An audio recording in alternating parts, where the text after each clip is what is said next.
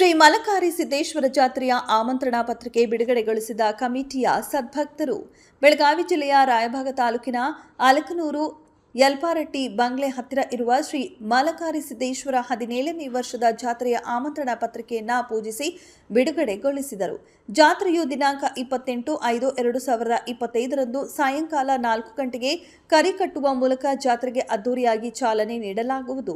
ದಿನಾಂಕ 29/5/2025ರಂದು ಸಾಯಂಕಾಲ 5 ಗಂಟೆಗೆ ಕರಿ ಹರಿಯುವ ಮೂಲಕ ಜಾತ್ರೆಯು ಸಂಪನ್ನಗೊಳ್ಳುತ್ತದೆ ಎಂದು ಜಾತ್ರಾ ಕಮಿಟಿಯ ಸದಸ್ಯರು ನಮ್ಮ ವಾಹಿನಿಗೆ ಮಾಹಿತಿಯನ್ನು ಸುರೇಶ್ ಪೂಜಾರಿ ನೀಡಿದರು.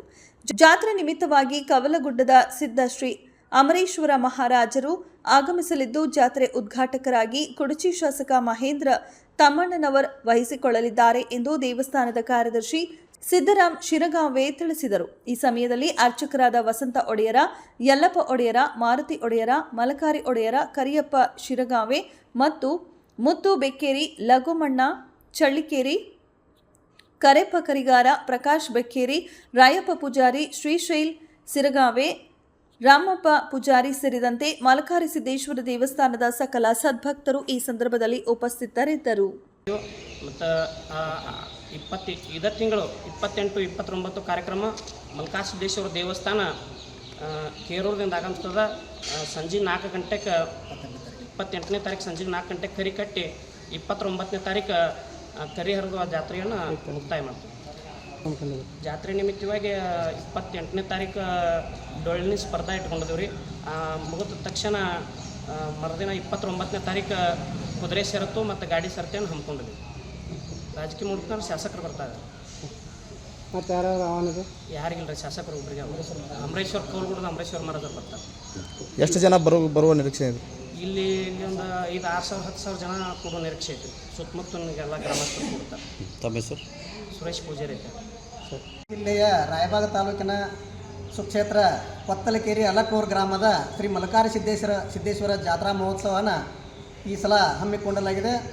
17ನೇ ಜಾತ್ರಾ ಮಹೋತ್ಸವ ಮತ್ತು ವಿಶೇಷ ಕಾರ್ಯಕ್ರಮಗಳು ಏನೇನಪ್ಪ ಅಂದ್ರೆ 28/5/2025ರಂದು ಸಾಯಂಕಾಲ ಶ್ರೀ ಕೇರೂರು ಮಲಕಾರಿ ಸಿದ್ದೇಶ್ವರ ದೇವರ ಪಲ್ಲಕ್ಕಿ ಆಗಮಿಸ್ತದ.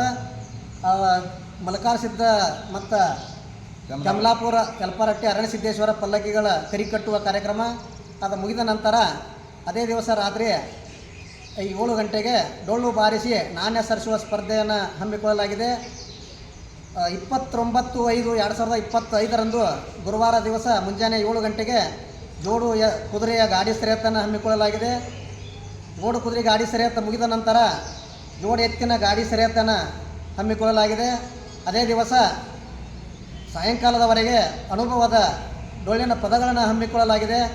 ಆದ ಕಾರಣ ಎಲ್ಲ ಸದ್ಭಕ್ತರು ಈ ಕಾರ್ಯಕ್ರಮಕ್ಕೆ ಆಗಮಿಸಿ ಶೋಭೆ ತರಬೇಕಾಗಿ ತಮ್ಮಲ್ಲಿ ಕಳಕಳಿಯ ವಿನಂತಿಗಳನ್ನು ನಾವು ಬೇಡಿಕೊಳ್ತೀವಿ.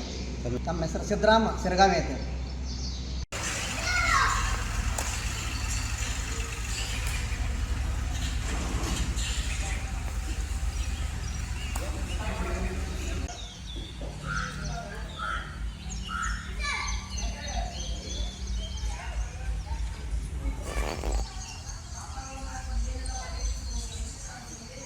ಒಂದು ನಿಮಿಷ